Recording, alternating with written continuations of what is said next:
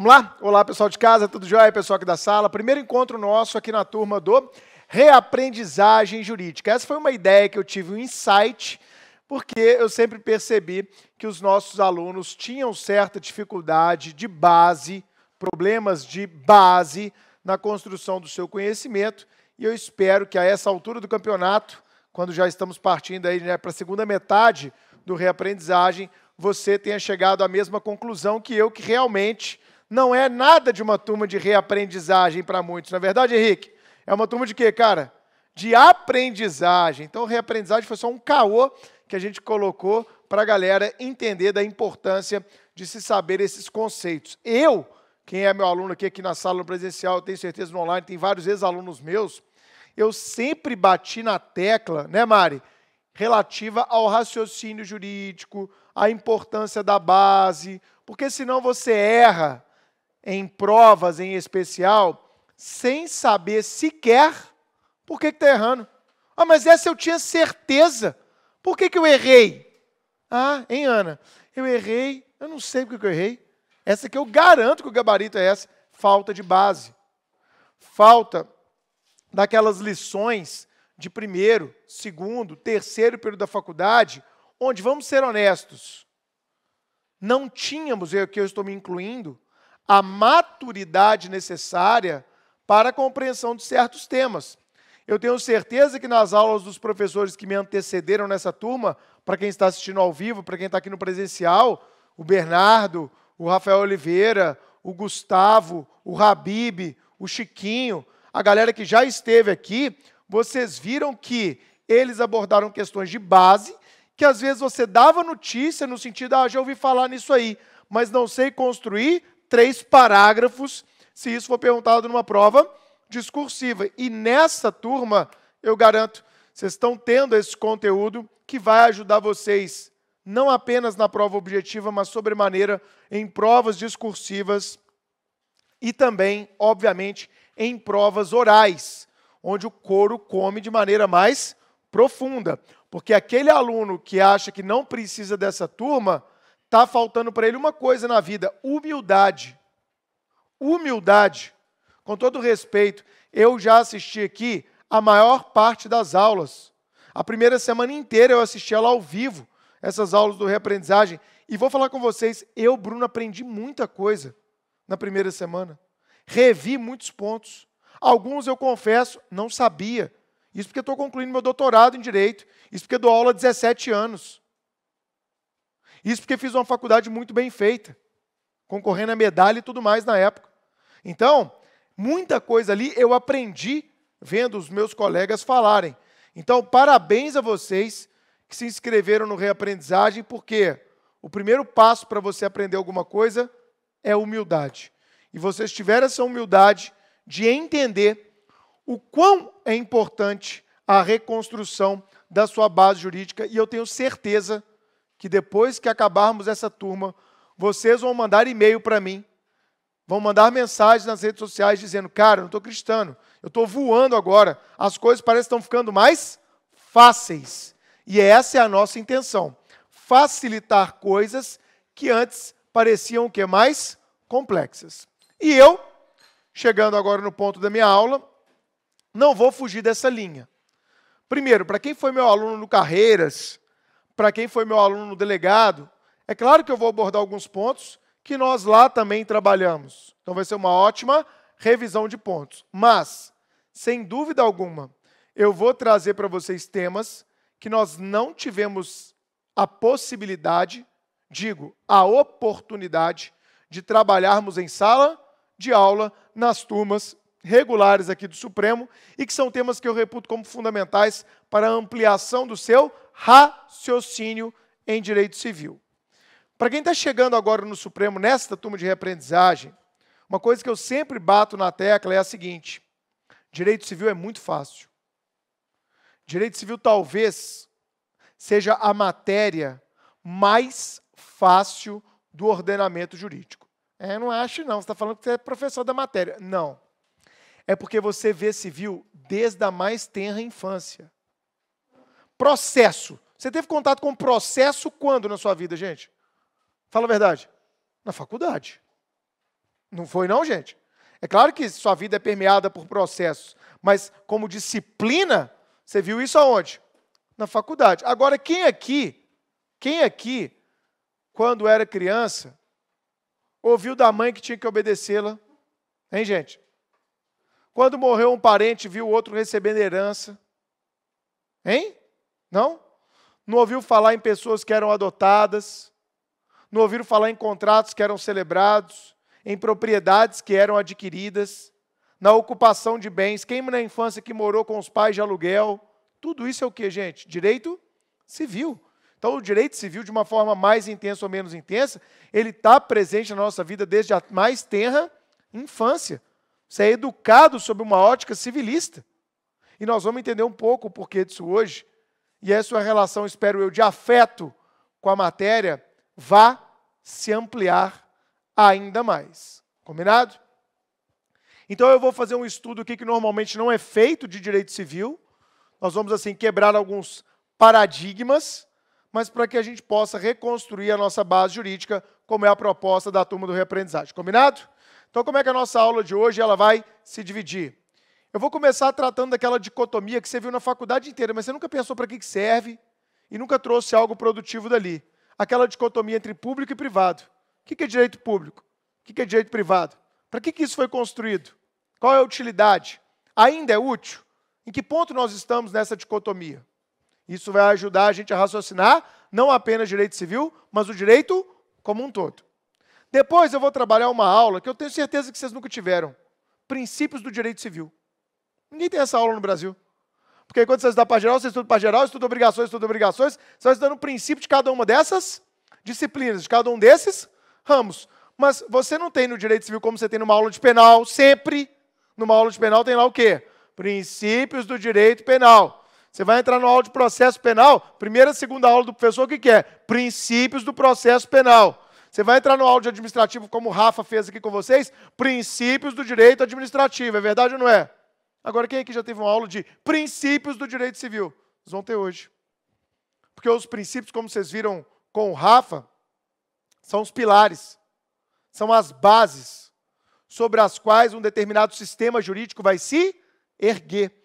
Então, se você aprender os princípios que regem o direito civil, e eu trouxe apenas, então, somente 11 princípios para a gente trabalhar aqui, e vou trazer exemplos de todos eles, eu tenho certeza que você vai começar a olhar o Código Civil com outros olhos, porque sua base está bem construída.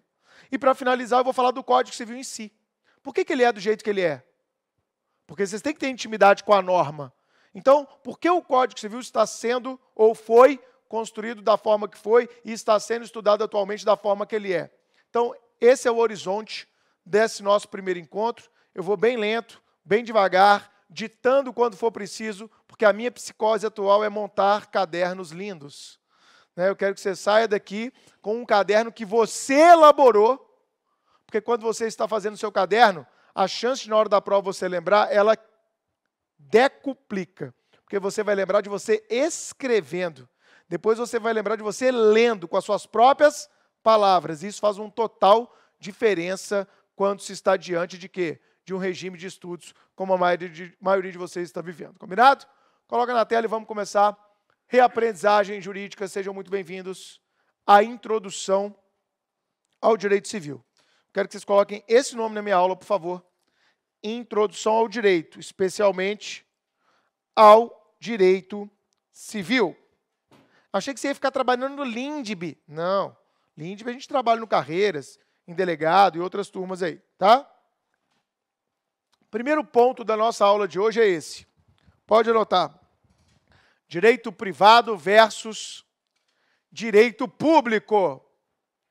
Direito privado versus direito público. Primeiro ponto que eu quero trabalhar com vocês.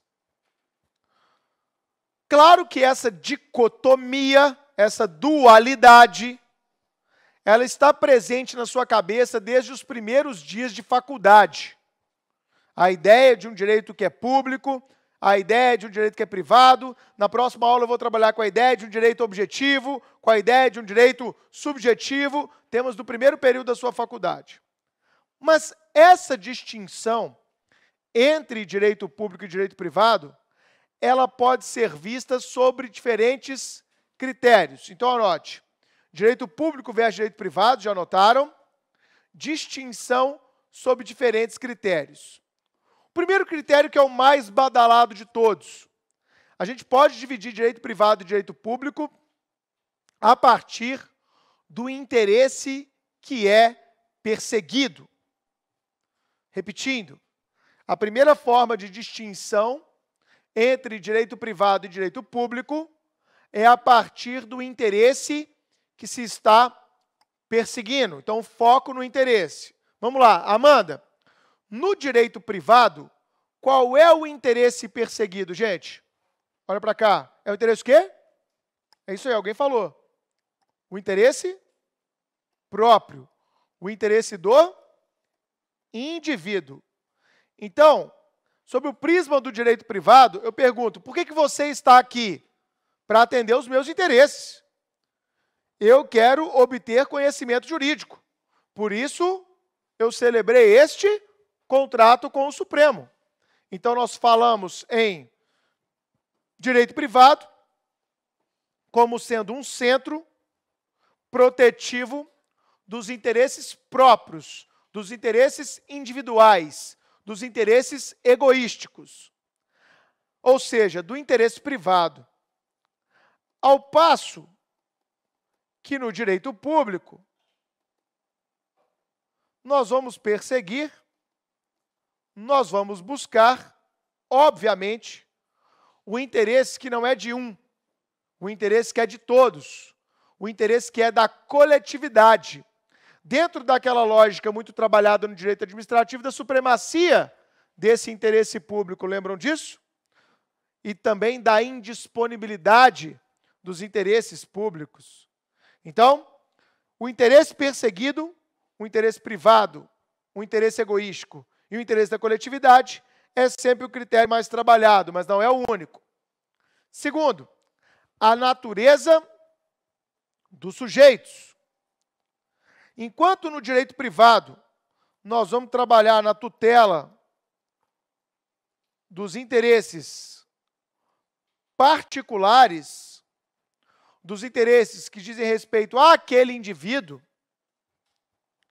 e à sua vida privada, no direito público, nós vamos buscar interesses que são, de maneira lata, da administração, do Estado. O Estado é o protagonista dos interesses quando a gente fala em direito público. Então, quando, por exemplo, eu penso no direito penal, um direito público na sua essência, nós estamos colocando que o sujeito que tem o maior interesse ele é o próprio Estado, no exercício de sua soberania, como o Habib colocou para vocês, no exercício da denominada persecução penal estatal, ok? Na eficácia dessa persecução penal. Então, a natureza dos sujeitos envolvidos também é um critério sempre apontado. E o terceiro critério distintivo dessa dicotomia seria o modo de se relacionar. Vamos lá. Quando eu falo do direito privado, o modo de se relacionar é um modo baseado na autonomia. É um modo baseado na premissa da liberdade. Por isso que nas primeiras aulas de direito administrativo, você, quando estuda o princípio da legalidade, e o Rafa colocou isso aqui para vocês porque eu assisti, vocês aprenderam que na administração pública, o administrador só pode fazer aquilo que a lei manda. Ou seja, o modo de relacionamento no âmbito da administração pública do Estado é um modo autoritário, é um modo impositivo, é um modo que geralmente gera restrição de liberdades. Essa é uma característica típica do direito público, um modo autoritário, impositivo, restritor de liberdades. Já no direito privado, não. Já no direito privado, nós vamos trabalhar com a ideia de autonomia, possibilidade do sujeito criar as suas próprias normas, sob o viés, sob a perspectiva da liberdade. Então, vamos repetir rapidamente esses 3 critérios que tradicionalmente são utilizados para distinguir direito público e direito privado. Primeiro, o interesse perseguido, se o interesse particular ou o interesse coletivo. Se o sujeito é um sujeito privado ou é o Estado, ou se o relacionamento para com terceiros é um relacionamento que prima pela autonomia e pela liberdade, ou se prima pelo autoritarismo, pela imposição, pela restrição da liberdade, tudo isso imposto por um princípio maior no direito público, que é o princípio da legalidade.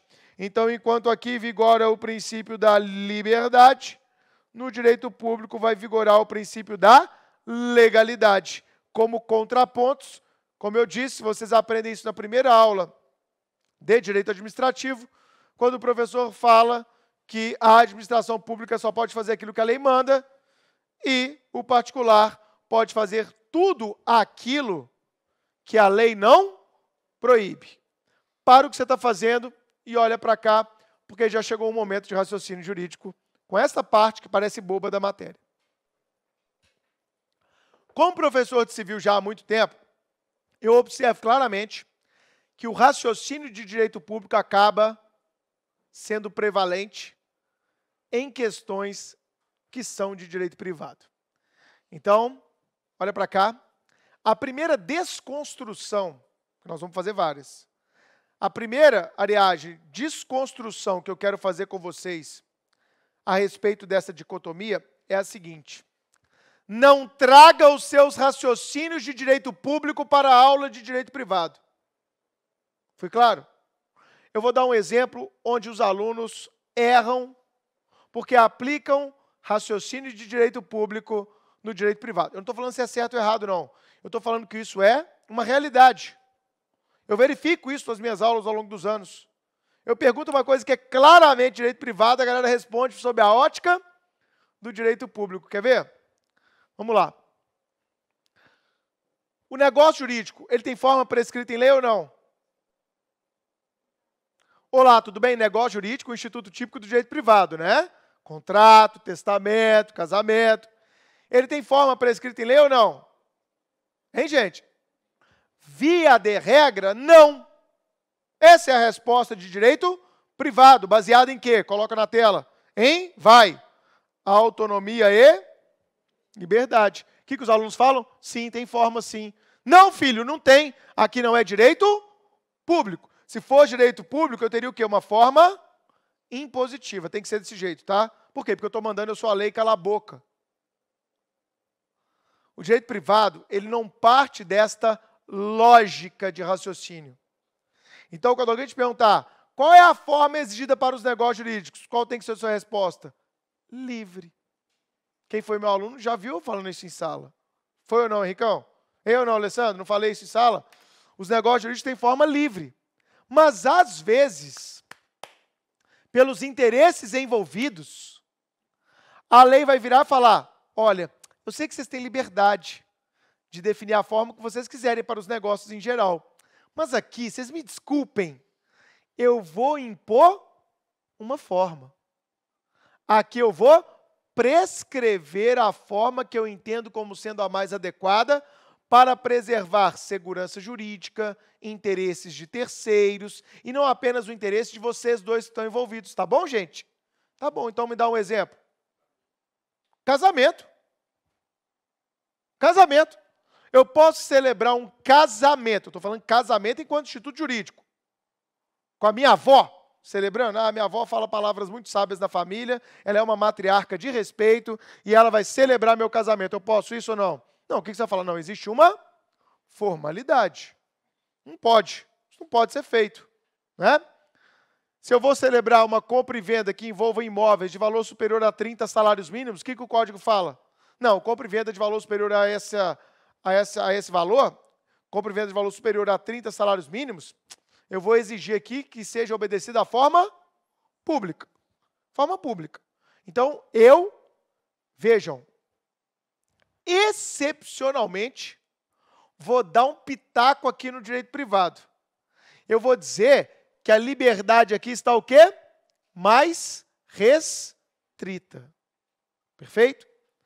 Eu costumo brincar com quem gosta mais de penal do que quem gosta mais de direito civil, que esse tipo de gosto tem a ver com o apreço que você tem pela liberdade. Se você gosta bastante da liberdade, aprecia esse valor democrático, você tem uma tendência a gostar mais de direito civil, que é o direito que tutela as liberdades individuais. Os seus interesses privados não são tutelados pelo penal, não é? Só que tem a questão do fetiche à violência, que Freud já dizia, né? O Chiquinho deve ter abordado isso com vocês. Esse fetiche da violência pelo penal é que atrai o penal, né, gente? É a desgraça é que dá audiência, né? Perfeito? Então é claro que a galera ama penal por causa da desgraça que dá audiência. Mas o penal não está, em primeiro momento, trabalhando com esse tipo. Ele é um direito autoritário. Ele vai impor penas a condutas o tempo inteiro. Esse é o direito penal. Essa é a lógica do direito público. Aprenderam o primeiro raciocínio, a primeira desconstrução? Não tragam raciocínios do direito público para o direito privado, porque a lógica é diferente. Segundo ponto. Acho que está na hora de superarmos esta dicotomia. Primeiro, olha para cá. Se eu falo em um direito privado, se eu trabalho a ideia de um direito privado, nós vamos ter aqui dentro alguns valores, como acabamos de colocar, como a autonomia, nós vamos trabalhar muito hoje esse conceito, como a liberdade, como a isonomia, como a confiança, valores como a propriedade privada, valores como a família, valores como a possibilidade de sucessão, não é assim? Valores como os contratos em geral. Estamos aqui falando do âmbito do direito privado. Quando eu falo do direito, vamos colocar aqui de outra cor, público. Quando eu falo do direito público, por sua vez, eu não estou falando de autonomia. Eu estou falando de, anote essa expressão, heteronomia. Nós vamos trabalhar muito ela hoje também. Nós estamos falando de um espaço de heteronomia. O que é uma heteronomia, Ana, minha aluna? Autonomia, norma própria. Heteronomia, o que é hétero, gente? Henrique, você é hétero? O que é hétero, cara? É o diferente. Heteronomia é o quê? A norma imposta por quem é diferente de você. No caso, o Estado. Eu tenho uma expressão que é a melhor de todos para o direito público, é o direito que caga a regra na nossa cabeça. Oi? Você falou caga? Falei. É o direito que caga regra na nossa cabeça. Ok? No direito privado, a ideia é de construção de regras. No direito público, a ideia é de novo, imposição por outrem. Heteronomia. A ideia é de restrição, num primeiro momento, de direitos. A ideia é de publicização. A ideia é de interesses estatais. A ideia é de interesses coletivos. A ideia é de supremacia. A ideia é de soberania. A ideia é de autoridade. São todas ideias que a gente colhe da perspectiva de um direito público. Perfeito? Agora, coloca na tela. Será que essa dicotomia, como tradicionalmente ela foi construída, será que hoje ela ainda se afigura como correta? Será que essa dicotomia hoje se faz presente com a mesma força de outrora? Primeiro ponto. Para que foi construído essa dicotomia? Qual é a função dessa dicotomia? Vocês sabem? Vamos lá, é uma turma de reaprendizagem. Você falou igual um papagaio a vida inteira. Direito público, direito privado. Tá, e para que serve isso? Eu não sei. Só sei que é assim. Né? A gente não reflete. Por que a gente está aprendendo? Acho que a faculdade de Direito no Brasil tem esse defeito. Ela é muito pouco reflexiva. Ela é muito impositiva. Aprende porque é assim que você tem que aprender. E não temos construções de os porquês. E você não chega à ideia das funções. Essa dicotomia, ela serviu para fundamentar essa distinção aqui, ó, entre os vários ramos do direito, que é uma coisa, do ponto de vista da história, relativamente recente. Você acha que lá na antiguidade, quando se falava em direito, tinha essa de direito penal? Aí eu sou juiz, eu sou pretor só de direito civil, a minha competência é essa. Claro que não. Isso é um fenômeno da modernidade, do século XVIII para cá. Perfeito? Então, esta divisão entre direito público e direito privado, ela foi importante para fundamentar a existência de ramos distintos dentro da ciência jurídica. Anota isso. Essa dicotomia nasceu para fundamentar a existência de ramos distintos, fundamentar a existência de ramos distintos dentro da ciência jurídica. O que é uma tremenda de uma falácia também. O que? Ramos do direito? Sim. É uma falácia porque, olha para cá, ela nasceu, Fernanda, essa distinção entre ramos, como uma forma de afirmação da própria ciência do direito. Espera aí, é ciência? É. Então tem nichos de conhecimento diferentes? Tem. Como é que eles se chamam? Ramos do direito. Assim como na medicina você vai ter lá o quê? Ortopedia, dermatologia, não é verdade?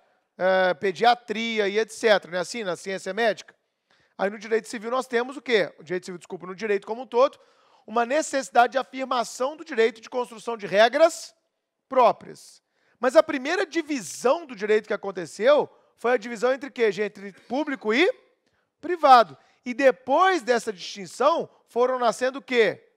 Outros ramos do direito. Percebem isso? Por que eu estou dizendo isso? Que é uma falácia. Porque o direito, enquanto ciência, ele é uma coisa una e indivisível. Ok? Às vezes você pega um julgado do STF, quando você vai ler informativo, você consegue classificar ele dentro de algum ramo? Vamos, gente? Você vê lá, só, putz, isso aqui está falando de civil, penal, constitucional, administrativo e processo. Aí você classifica como o quê? Constitucional. Isso aqui é um acorde constitucional. Quando é tudo, né? Nossa Constituição, dentro das classificações lá, isso aqui é tudo e tal, não sei o que, então acabou. Vou classificar como constitucional. Concorda comigo ou não? Mas é uma grande falácia. Por quê? Quem é meu aluno antigo sabe. A classificação entre os ramos ela é útil, mas existe uma simbiose entre eles o tempo todo. E como você foi, olha a expressão que eu vou usar, domesticado na faculdade por professores que, na sua grande maioria, não tinham uma visão interdisciplinar, vocês aprenderam e replicam até hoje piadinhas de uma matéria contra a outra. Como se uma fosse superior à outra. Como se uma fosse mais relevante do que a outra. Quando, na verdade, essa distinção, ela é meramente o quê? Um processo histórico de afirmação da própria ciência do direito. Houve um momento em que era importante se criar ramos autônomos, com princípios próprios, até para auxiliar a formação dos novos estados. Se a gente olhar sob o ponto de vista, acho que isso saiu aqui, sob o ponto de vista da formação dos estados nacionais do século XIX. Então, tudo se justifica a partir de um processo histórico, perfeito? Mas essa divisão, eu queria que você, nessa turma de reaprendizagem, olha para cá, relativizasse um pouco essa divisão que você foi criado a sua vida inteira, perfeito? Ameniza um pouco disso, tá? Penal é só penal, civil é só civil, processo é só processo, administrativo é só administrativo. Gente, isso é uma falácia que ensinam para a gente. Entenda tudo como algo macro. Sabe aquela visão que você dá assim no Google, que você aumenta o mapa, no Google Maps, sabe? Que você menos, você vai subindo? Faz isso com a sua visão do direito. Eu acho que essa turma de reaprendizagem, ela pode ter esse mérito na sua cabeça. Porque às vezes você está muito ali estudando a regrinha da exceção do direito tributário, do direito administrativo. E você esquece de olhar o quê? Dar um zoom maior e olhar a coisa de cima. E entender que aquelas questões o quê? Se intercomunicam. Os melhores professores que você vai ter na sua vida são esses que conseguem transitar. Porque eles conseguem ampliar a sua visão de um ramo jurídico. Eu lembro na faculdade, a gente fazia uma pergunta para o professor falava assim, não, isso aí é processo, eu não sei não. Isso aí é lá com civil, isso aí eu não faço a menor ideia do que seja. Criaram, repito, domesticaram a gente a não raciocinar de maneira interdisciplinar. E o que o examinador de concurso tem percebido nos últimos 5 anos? Que os alunos não sabem raciocinar de maneira interdisciplinar. Por isso que vem crescendo, desde a prova da OAB até concurso público, questões que são naturalmente o quê? Interdisciplinares. Se você ficar com foco só na matériazinha, você vai ter dificuldade de desenhar raciocínios que são interdisciplinares. Então, olha para cá. Será que aquela classificação puritana de um direito que é só privado, de um direito que é só público, será que ela se mantém? Não, ela não se mantém mais. Olha a frase que eu trouxe para vocês. Entre esses dois polos, há uma enorme e crescente faixa de transição. Entre esses dois polos, há uma enorme e crescente faixa de transição nesta classificação.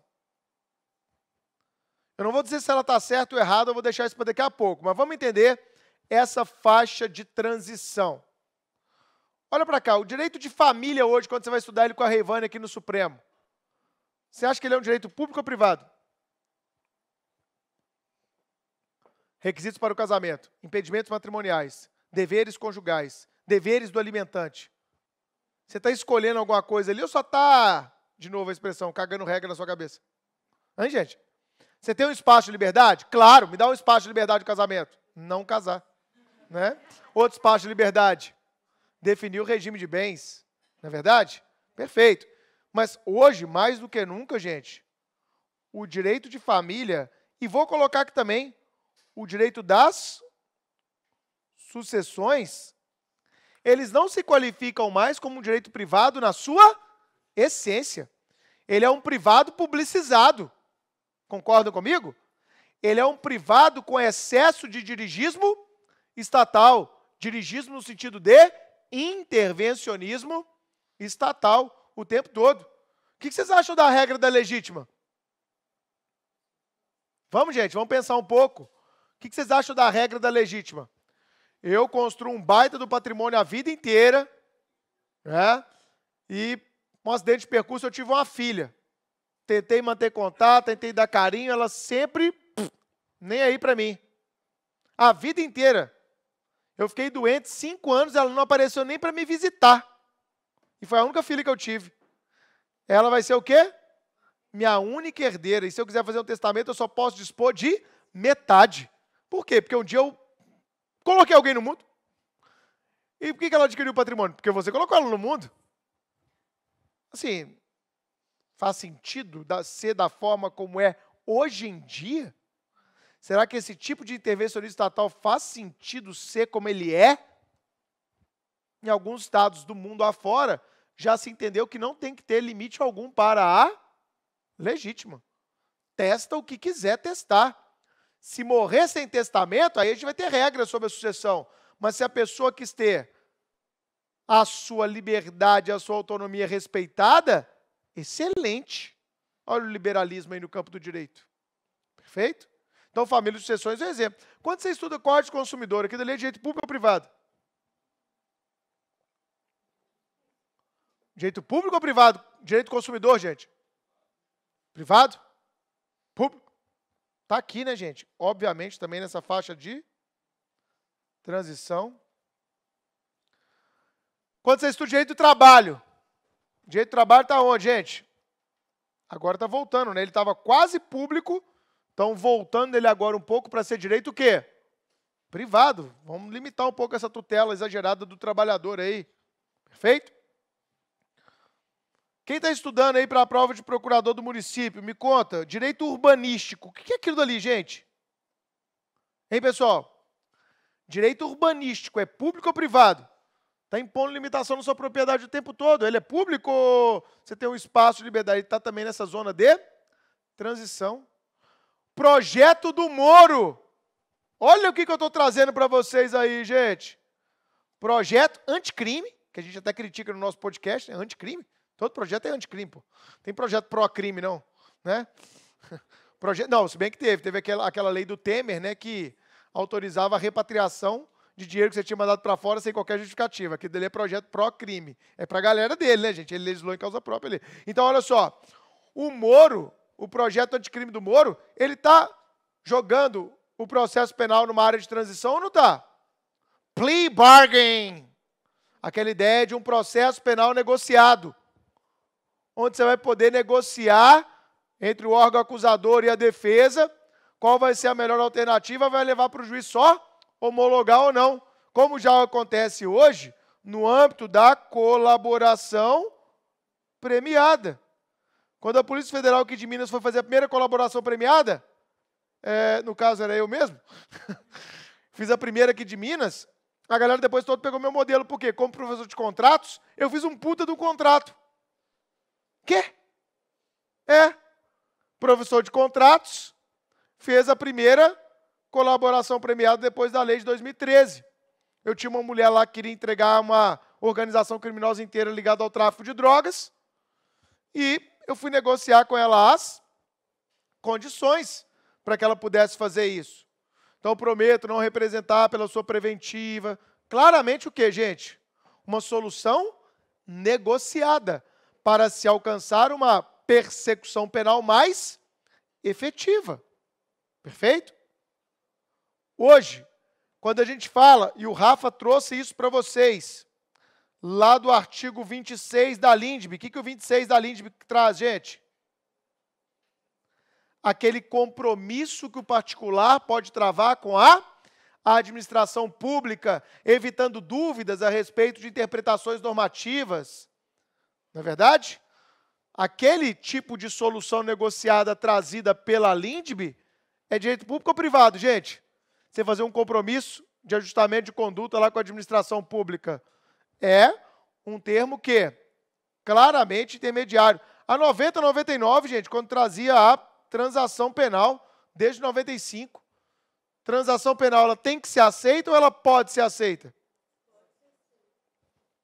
Pô, às vezes você não fez nada, está sendo acusado injustamente, você fala, não quer transação não, pode tocar o pau aí, eu vou trazer esse testemunho e provar que eu sou inocente.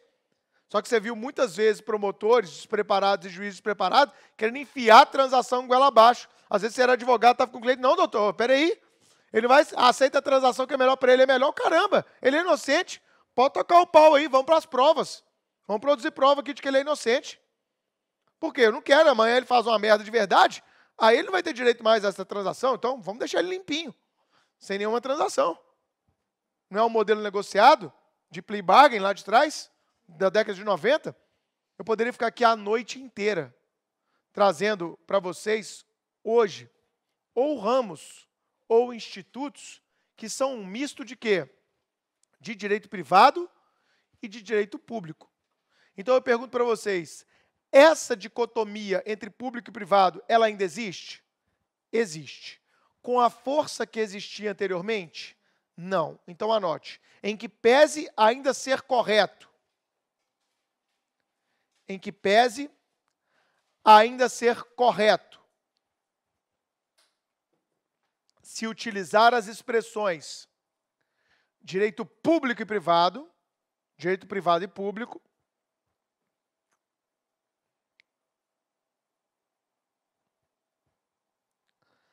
esta dicotomia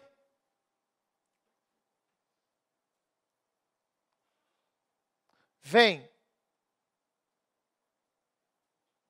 cada vez mais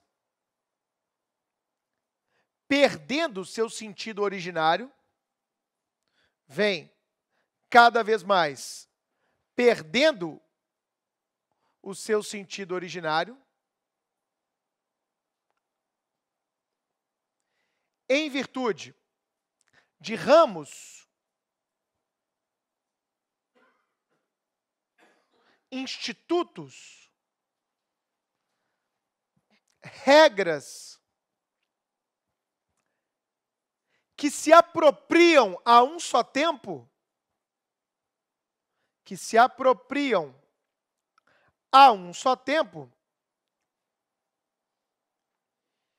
de características de ambas as classificações. Se apropriam de características de ambas classificações. Ok? Perfeito? Então, como é que isso pode cair numa prova de concurso? Coloca na tela. Eles podem colocar este nome aqui que já foi cobrado em prova de procurador da República.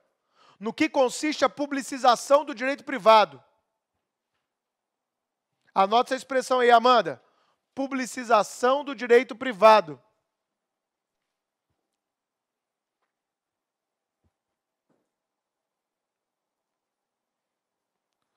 Isso é muito importante para você aprender o direito civil moderno.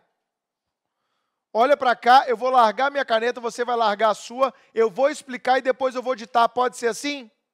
Pode ser, galera de casa? Então vem com o prof. Bruno prestando muita atenção. Momento não pisca. Olha o nome. Publicização do direito privado. O que significa isso, gente? Não anote ainda. São aquelas intervenções, como eu mostrei, que o Estado, por vezes, procede no direito privado, impedindo que as partes tratem daquela regra de maneira distinta. Ok? Isso começou lá atrás, depois das revoluções, com a questão que ficou conhecida como dirigismo estatal, que como começou nos contratos, ficou conhecido também como dirigismo contratual. Lembra dessa expressão? Ok? O que vai significar isso? Cada vez mais eu vou ditar daqui a pouco. O Estado vai editar normas de ordem pública para regular situações que são tipicamente de direito privado. Entenderam? Vamos dar exemplo, depois eu dito. Olha para cá. Você acha que a função social do contrato, colocada no Código Civil, alterada inclusive pela medida provisória da liberdade econômica de 2019, a MP 881, você acha que ela é uma norma de ordem pública ou norma de ordem privada? Eu estou dizendo para você o seguinte, vamos lá, vamos entender essa distinção que ela também é importante. O direito público tem norma de ordem pública. O direito privado tem norma de ordem privada. O que seria uma norma de ordem privada dentro da ideia de autonomia e liberdade? Uma norma que o Estado coloca ali em caráter supletivo ou subsidiário. Que se as partes quiserem, ela pode afastar pela sua própria vontade. Vamos dar um exemplo? Obrigações. Obrigação alternativa. A quem cabe a escolha do objeto na obrigação alternativa? Vai, meus alunos. Ao devedor. Lembrou? Essa norma é de ordem pública? Gente, assim, o Estado está falando, isso aqui é muito importante, na obrigação alternativa, eu meter o bedelho. Não pode ninguém mais escolher, só o devedor. Isso é o quê, gente? É uma bobagem. Você olha para essa norma, você fala o quê? E assim você estuda nos livros de civil. O que você fala, gente, quando você vê essa norma? É lógico que as partes podem o quê? Afastar isso pela sua manifestação expressa de vontade. Então, pode o credor escolher? Pode. Pode o terceiro escolher? Pode. Pode uma pluralidade de optantes escolher? Pode. Óbvio que pode. Então, essa norma é de ordem privada. Então, toda hora que você vai ler doutrina civil, fala assim, ó, essa norma é assim, vírgula, salvo disposição expressa das partes em sentido contrário. Isso é uma característica típica das normas privadas, das normas de ordem privada. Essas normas, por favor, elas compõem a maioria esmagadora das normas presentes no Código Civil. Então, se alguém te perguntar como são as normas do Código Civil, qual é a sua resposta, Mari? São normas de ordem privada, que estão ali para verificar se a parte dispôs ou não de maneira diversa. Mas o controle da situação é de quem, gente? Das partes. Se elas não falarem nada na obrigação alternativa, quem vai escolher o objeto? O devedor. Então, a norma de ordem privada, ela tem um caráter supletivo da vontade das partes. É assim que você estuda civil a partir de agora, tá, Ana? Você está lendo lá e fala, é assim. É assim se as partes não dispuserem em sentido contrário. Se elas não falarem nada. Aí, vai ser desse jeito. Mas se as partes dispuserem em sentido contrário, vai valer a vontade das partes. Fechou? Agora, quando você vê assim, ó, a liberdade de contratar será exercida em razão dos limites da função social. Será exercida em razão dos limites da função social. Será que as partes podem colocar no contrato delas uma cláusula assim, ó? Este contrato, excepcionalmente, não atenderá à sua função social. O que vocês acham, gente? Claro que não pode. Então, isso é uma norma o quê? De ordem pública, que está dentro de onde? Do Código Civil, do direito privado. Isso fez com que o direito privado se tornasse direito público? Não, mas são pílulas que relativizam aquela concepção tradicional e clássica do que seria um direito privado. Concordam comigo? Outro exemplo para vocês, presta atenção. Todo mundo, momento não pisca, olha para cá. Quando o Código Civil estabelece direitos, por exemplo, ligados à prescrição ou às pretensões que estarão sujeitos à prescrição, os prazos que o Código coloca ali são o quê? Ó, para reparação civil oriundo de dano extracontratual, a prescrição ocorrerá em 3 anos. As partes podem alterar isso, gente? Pode ou não? Não. Isso cai em tudo quanto é concurso. Os prazos de prescrição poderão ser alterados pelas partes. Aí o que você fala? Ai, cala a boca. Claro que não. Não pode, por quê? Você acabou de aprender. Prazo de prescrição é o quê, gente? É norma de ordem pública. Ali o Estado não quis deixar espaço de liberdade para as partes. Quando o Estado fala que as partes têm que cumprir a boa-fé objetiva. Será que as partes podem colocar no contrato, não cumpriremos a boa-fé? Não, isso é uma norma o quê, gente? Imperativa, impositiva, uma norma que é típica do direito público. Então, olha para a tela. O que vem a ser a publicização do direito privado antes da gente anotar? É a penetração no direito privado de normas de ordem pública, fruto de quê? De intervencionismo estatal no domínio privado. Ok? Agora, antes de anotarmos, nossa, tem gente que já fez 3 vezes, oi, vem comigo, oi, né? Vai a ola aí. Antes de anotarmos, para que o Estado faz isso? Porque se você não estuda funcionalismo, você não aprende nenhuma matéria de direito. Oi? O nome é feio, né? Funcionalismo.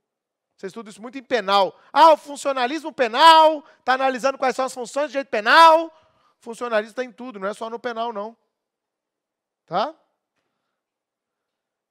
Do ponto de vista funcional, para que o Estado promove a inserção de normas de ordem pública no direito privado? Por que ele não deixou tudo ao alcance das partes? porque a gente assegura verdadeiras liberdades e verdadeiras igualdades, é a partir da intervenção de um terceiro estranho às partes. Porque a história demonstrou que muitas vezes, quando a gente deixava só nas mãos das partes, aquele que era mais forte, seja econômico ou politicamente, acabava o quê?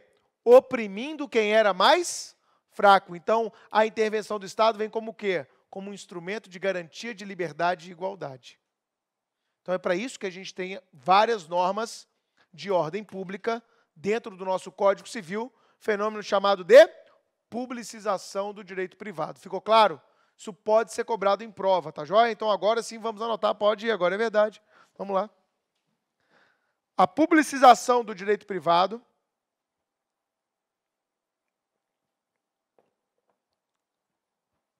ocorre a partir da inserção de normas de ordem pública,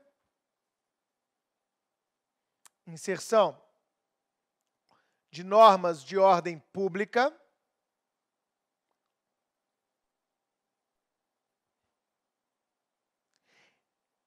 nos diplomas que tipicamente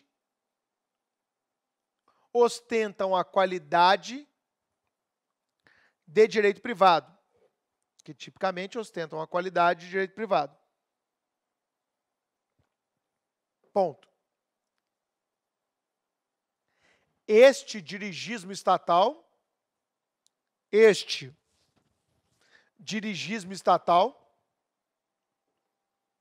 se justifica como forma de garantia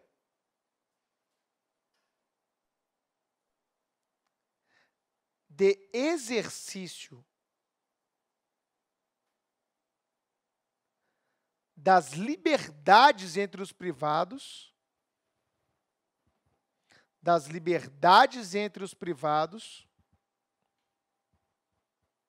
vírgula, em busca de uma isonomia substancial, em busca de uma isonomia substancial, em busca de uma isonomia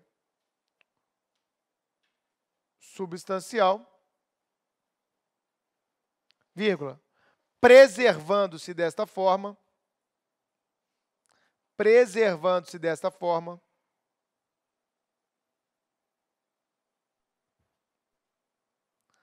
a paridade na manifestação de vontade e evitando-se a opressão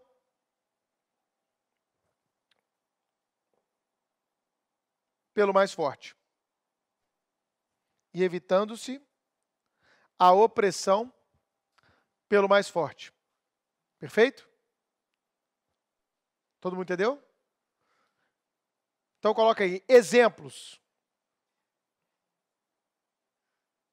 dessa publicização. Novos princípios contratuais. Coloca entre parênteses, 2 deles. Boa-fé objetiva e função social dos contratos. Boa-fé objetiva e função social dos contratos.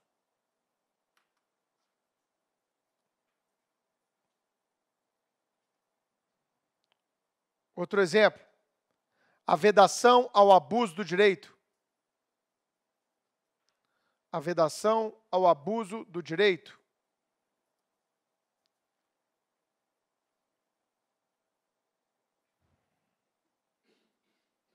Vedação ao abuso do direito. Os prazos de prescrição, como citamos.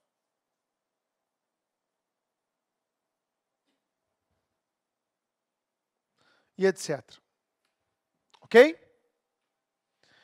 Então eu quero chamar a atenção para vocês para esse fenômeno. nem toda norma que você encontra dentro do Código Civil vai ser uma norma só pelo fato de que está dentro do Código Civil, de ordem privada. Várias dessas normas são normas de ordem pública e, portanto, inderrogáveis pela vontade das partes. Coloque sua observação embaixo, observação. Quando uma norma se qualifica como de ordem pública, ela será imodificável, inderrogável pela manifestação de vontade das partes. Só para você lembrar daqui a 6 meses, quando você lê esse caderno, né? Quando uma norma se qualifica como norma de ordem pública, norma impositiva, também chamada de norma imperativa, ela se caracteriza pela impossibilidade,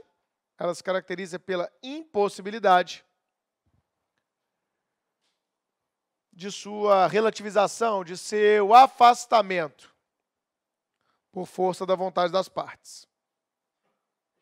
Ok? Aí você vai anotar assim embaixo, conclusão. Olha como é que a sua visão de código começa a mudar. Espero eu, né? Essa é a minha esperança. Estou aqui para isso. Conclusão. O Código Civil é um conjunto de normas de ordem privada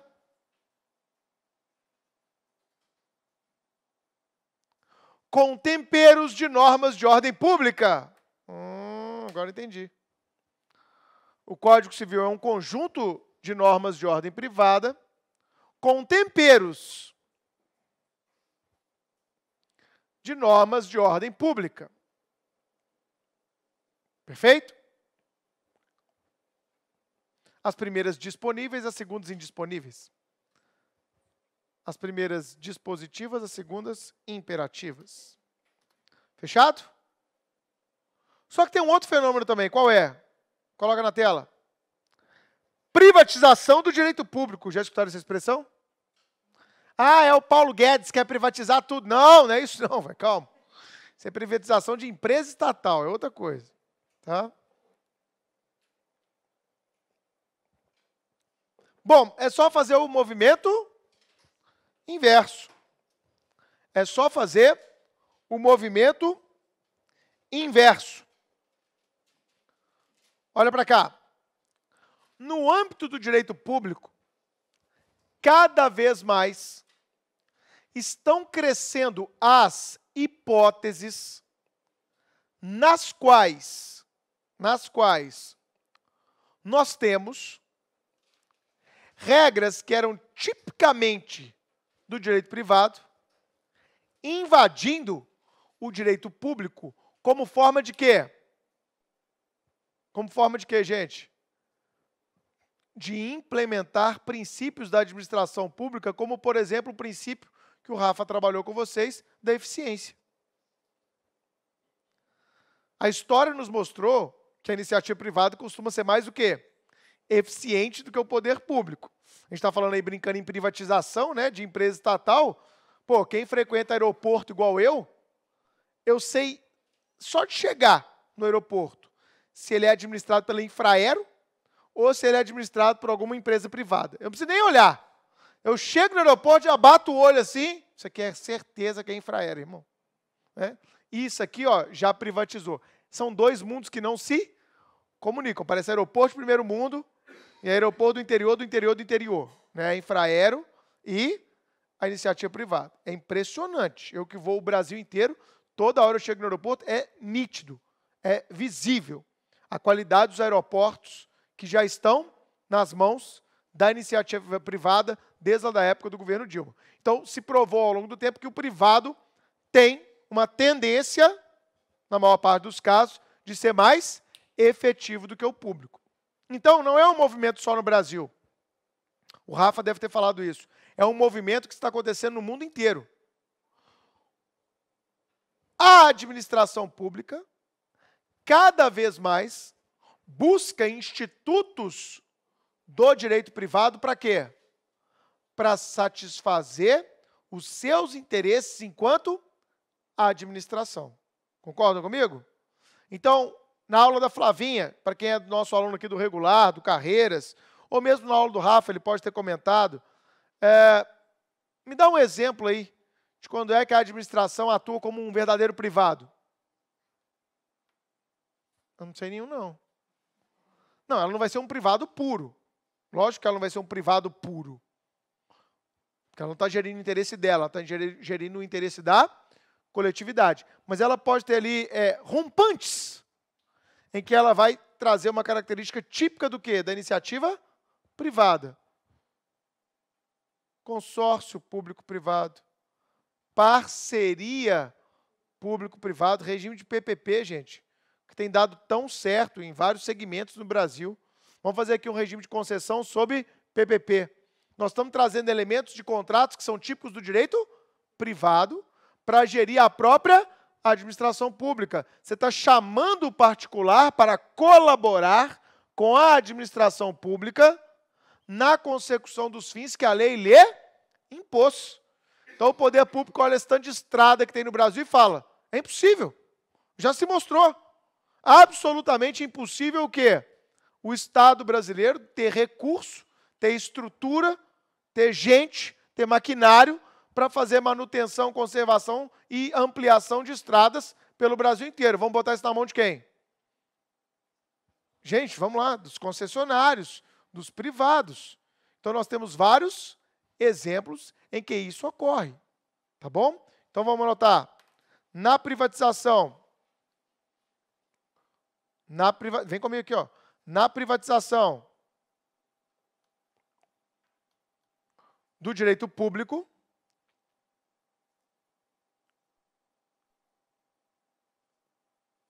há uma relativização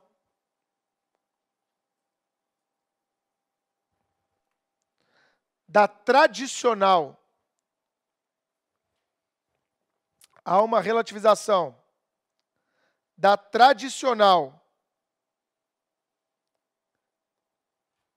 supremacia do interesse público sobre o interesse privado. Supremacia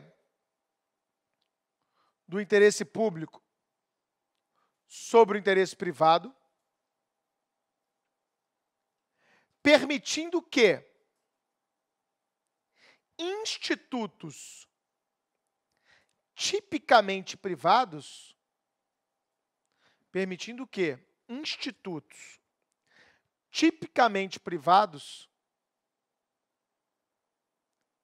sejam parcialmente apropriados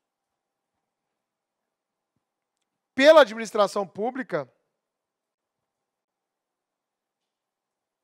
como forma de alcançar, sejam parcialmente apropriados pela administração pública como forma de alcançar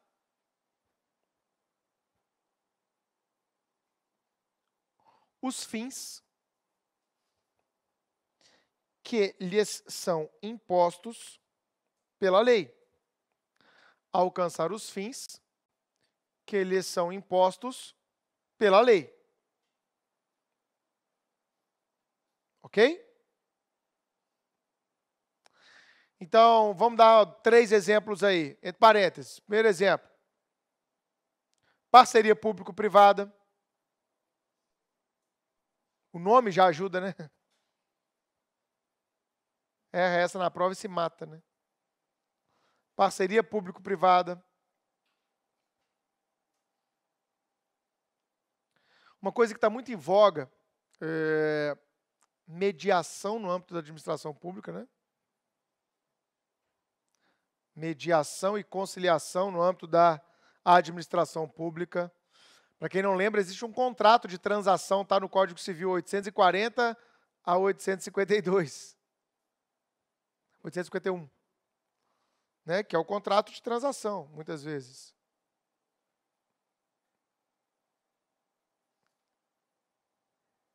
E a própria redefinição de interesse público diante de uma situação em concreto. A Flavinha usa um exemplo muito bom na aula dela, quem foi aluno vai lembrar. redefinição do que seja interesse público diante de um caso concreto. Eu vi isso a Flavinha falando uma vez no Hora H e nunca mais esqueci. Ela dava o exemplo de uma senhora que tem mais de 100 anos de idade, que mora no local e mora lá a vida inteira, lá ela construiu sua história. Só que o Estado quer desapropriar a casa daquela senhora para construir uma escola. Lembra desse exemplo da Flavinha, que ela sempre falou? Pois é. Será que o interesse público demanda realmente que uma senhora de mais de 100 anos de idade seja retirada daquele local onde ela viveu a vida inteira, só para fins de construir uma escola? Não tem outro lugar no mundo. Tem que ser na casa daquela senhora. Então, hoje, o direito administrativo já trabalha esse tipo de impossibilidade em virtude do interesse do privado. Não, peraí, olhando o caso concreto, não é proporcional. A gente tem ali aquele outro imóvel ali que pode atender da mesma forma. Aquele imóvel ali, gente, é de uma empresa que não funciona aqui tem 5 anos. Por que eu tenho que desapropriar a casa da Dona Maria? Antigamente era impensável, era supremacia, cala a boca, engole, sai daí, Dona Maria. Ah, mas não tem para onde ir. Toma o dinheiro aqui, compra uma coisa, comprar o quê? Não tem nem como comprar nada. Então, cala a boca, sai daqui. Supremacia do interesse público. Hoje está se admitindo esta relativização no caso concreto. Perfeito? Então, são duas expressões que podem cair na sua prova, eu quero colocar na tela de novo. Publicização do direito privado e privatização do direito público. Bom, quero fazer um alerta, tá? Não confundam essa publicização do direito privado e a privatização do direito público com outro tema que é comum da gente ouvir, que é esse aqui, ó, a constitucionalização do direito privado. Anote aí. Observação. Constitucionalização do direito privado.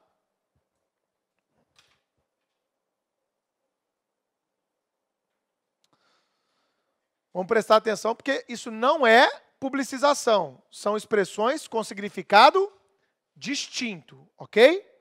Vamos lá.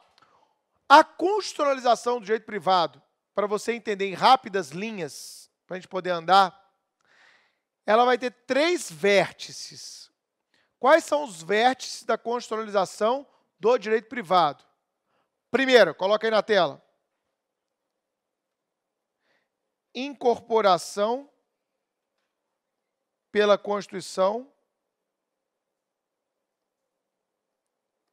de temas que antes eram reservados exclusivamente ao Código Civil, de temas privados. A Constituição passa a regrar, estabelecer normas para temas que antes eram tipicamente temas de direito privado. Qual é o melhor exemplo que a gente tem? Direito de família, né? Nós temos um artigo só para o direito de família na Constituição, que vai falar de isonomia de filhos, da possibilidade de divórcio, do reconhecimento da união estável também como entidade familiar. Então, na perspectiva de uma Constituição analítica, temas que antes ficavam adstritos ao Código Civil migram para dentro da Constituição. Como é que chama isso, Alessandro? Constitucionalização do direito privado. É uma das vertentes, eu falei que são 3. Tá? Segunda vertente, que a gente está vendo muito hoje em dia nos tribunais brasileiros, vocês vão lembrar da aula do Bernardo, ó. Interpretação do direito privado à luz da Constituição. Tudo hoje é interpretado à luz da Constituição, né? Falei de direito administrativo, toda hora você fala em constitucionalização do direito administrativo. Então, vou repetir. Interpretação do direito privado à luz dos princípios constitucionais. Então, olha para cá. Quem de vocês já viu um contrato sendo interpretado à luz da dignidade da pessoa humana? Todo mundo. Quem já viu, por exemplo, um contrato ser interpretado à luz do solidarismo constitucional, que está lá no artigo 3º, inciso 1º da Constituição? Perfeito? Então, quando você faz uma leitura dos temas tradicionais de direito civil sob a ótica da Constituição, Amanda, esse é um segundo vértice da constitucionalização do direito privado. Terceiro vértice. A eficácia horizontal dos direitos fundamentais. Ou eficácia interprivada, mesma coisa. Eficácia horizontal dos direitos fundamentais. É aquela velha pergunta, olha para cá. Os direitos fundamentais nasceram com qual eficácia? Vertical. Por quê, Ariadne?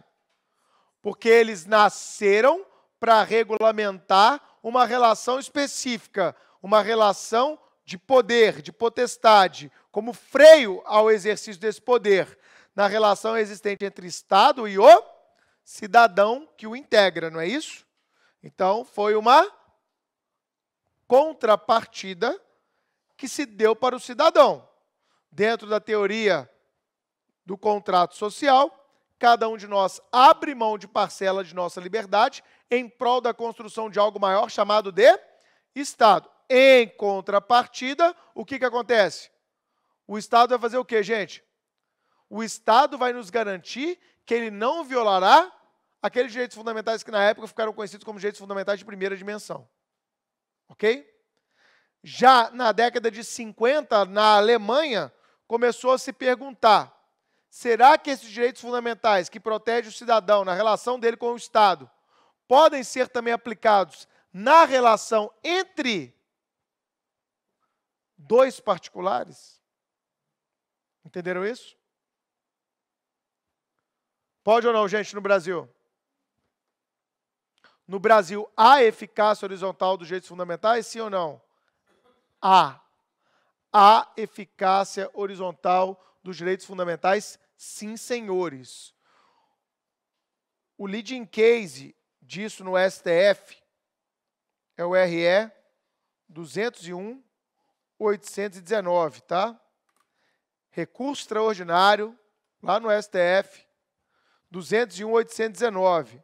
Eu recomendo que vocês leiam o voto do relator para o acórdão, o malvadão Gilmar Mendes. O cara é bom, né, velho? O cara é o gênio do mal.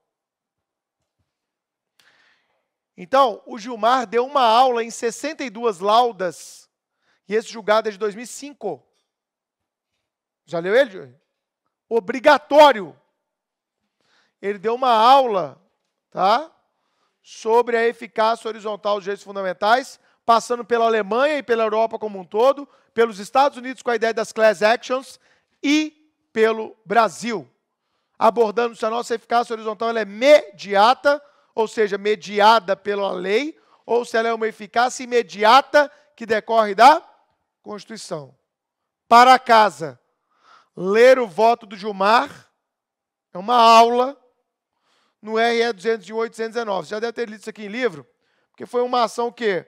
Da União Brasileira de Compositores versus um compositor que estava sendo expulso dessa associação. Lembraram? Ah, eu já lembrei mesmo. O que a ministra Ellen Grace falou? Ela era relatora desse RE. O que a UBC fez? A União Brasileira de Compositores expulsou um compositor sem dar a ele direito à ampla defesa e ao contraditório. Lembraram? Ah, lembrei. E o que a Ellen Grace falou? Tá certo. Por que ela falou tá certo? Adotando até uma concepção meio americana. Porque o estatuto não previu. Então a UBC, ela cumpriu o seu estatuto. Se o estatuto não previa um farto e amplo contraditório e ampla defesa, e a UBC cumpriu o seu estatuto, esse camarada aqui, compositor, quando aderiu a essa associação, ele sabia disso. Então cala a boca, fica quieto. Perfeito? Mas aí o Gilmar falou, não, Ellen, apesar de você ser uma Grace, né? Eu vou discordar. Entendeu, Grace, aí agora? Tem gente que, Grace? Ah, Grace, família Grace. Olha aqui, apesar de você ser uma Grace, eu vou discordar. Por quê? Porque no Brasil a gente pode ter, sim, eficácia horizontal dos direitos fundamentais de maneira imediata. Foi essa a conclusão do acórdão. E ele mandou aplicar e mandou reintegrar esse compositor para que somente pudesse ser expulso após o quê? Um contraditório e ampla defesa. Tá bom, gente? Isso pode ser no estatuto de qualquer associação, num clube. Você é sócio aqui em Belo Horizonte do Minas Tênis Clube, né, Henrique? Aí um dia você vai lá no Minas, um domingão de sol, naturismo. Eu vou nadar pelado aqui nessa piscina, né? Os professores que estiveram aqui, quem que você acha que teria essa ideia? Bernardo, né? Claro, se você olha o Bernardo, você fala, é um cara capaz de fazer isso. Nadar pelado no Minas Tênis Clube num dia de sol, né? E eu recebi vídeos do Bernardo na neve, tentando esquiar. Até o final da aula eu apresento esse vídeo para você, está aqui no meu celular salvo, porque eu printei que eu não sou trouxa, né? Porque eu sabia que ele ia apagar. Né? Ele mandou no grupo zoando, eu gravar tela, gravei a tela. Quando ele apagou, já era tarde demais. Agora ele vai dar aula onde eu quiser, a hora que eu quiser. Né? Sob pena de divulgação do vídeo, é sim chantagem. Olha para cá, pessoal. Se você fizer isso, nadar pelado na piscina do Minas Tênis Clube, o Minas Tênis pode falar, você está expulso, você nunca mais volta aqui? Não, gente, agora a ideia é exatamente essa. Ele vai ter que te defender, você fala, eu não nadei pelado. Eu só tava com a sunga velha. Na hora que eu pulei, tava sem elástico, pô. Aí ela caiu. E aí tinha uns menininhos sacando na piscina que pegaram minha sunga, rodaram e isolaram a sunga. Aí eu fiquei pelado, não era uma intenção. Ah, bom. Então é importante ter contraditório e ampla defesa, gente? Sim, é importante ter contraditório e ampla defesa, mesmo no bojo de associações. Tá bom? Então não confundam, volta para a tela, publicização do direito privado com constitucionalização do direito privado, que tem 3 versos. Quais são? Incorporação de temas de direito privado dentro da Constituição, interpretação das normas de direito privado à luz das regras e normas constitucionais e eficácia horizontal dos direitos fundamentais. Tem um para casa para vocês ou não? Sim. Vocês vão ler o voto do Gilmar? Não fica antipatizado pelo cara, não. Eu sei que é difícil. Esquece. Passa liquid paper no nome dele. Tá? E vai lá ler, porque é uma aula magnífica sobre eficácia horizontal. A melhor aula que vocês vão encontrar, tá? É a leitura do voto do Gilmar nesse RE 201/819. Fechou? Agora, vamos fazer a pergunta aqui para vocês. Vamos lá. Depois de tudo que nós falamos, está na tela a pergunta. Ainda há utilidade nessa distinção entre público e privado? Alguns autores mais radicais no Brasil, como, por exemplo, Gustavo Tepedino e a galera da UERJ lá toda, entende que nem há mais razão de ser. Caiu por terra. Hoje é coisa de museu, a gente falar em direito público e privado. Existe hoje uma forte corrente que não entende mais como sendo correta. Cuidado. Tá bom?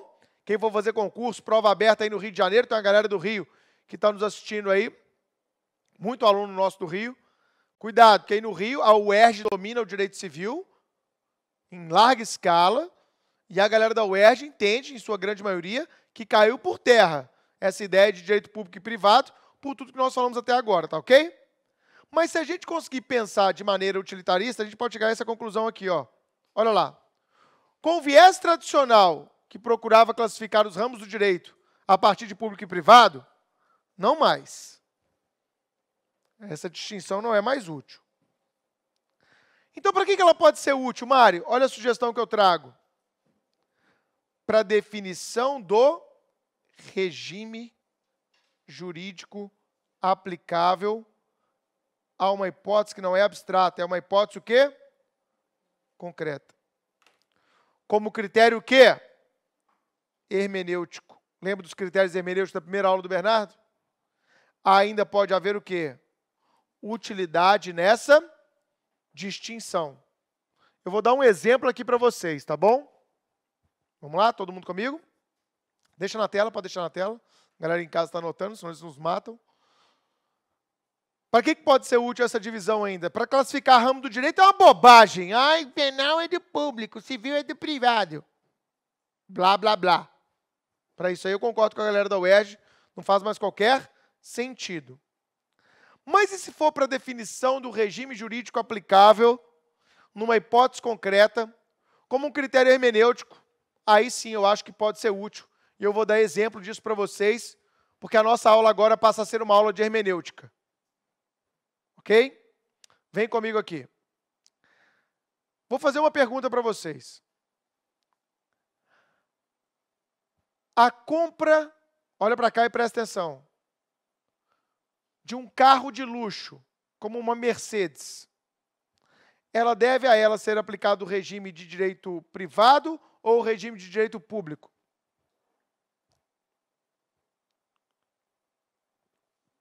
A compra de um carro luxuoso como uma Mercedes, ela deve submeter ao regime jurídico de direito privado ou de direito público?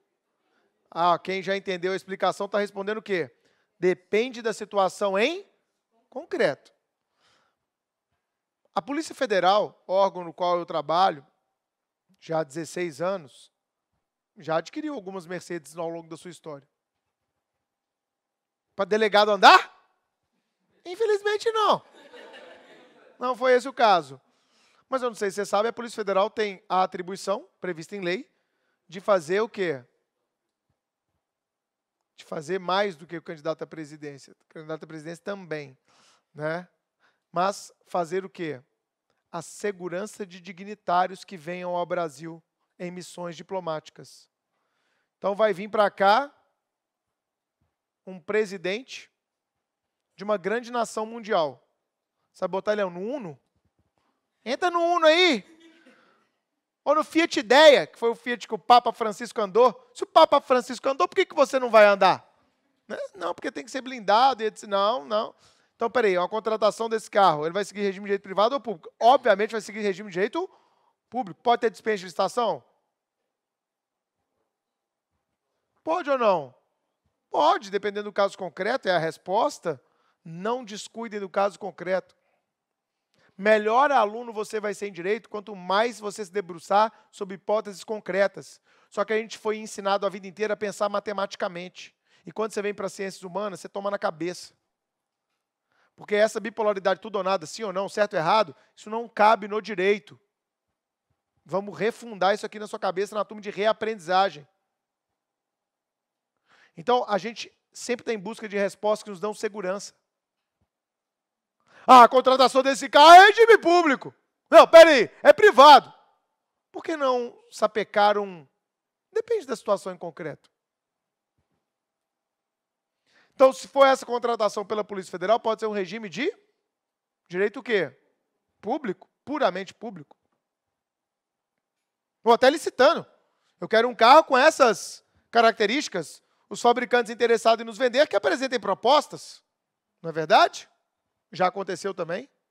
Já comprou muito carro ruim a Polícia Federal com esse tipo de licitação. Né? Uns lixos. Tá? Uns Renault da vida. Né? Comprou uns trem feio, velho, que manutenção era cara. Hoje está melhorando as licitações, porque o órgão vai aprendendo. Não adianta licitar com essa espécie e não pensando na manutenção de amanhã. Que aí você contrata um carro, o carro é até bonitinho no primeiro ano.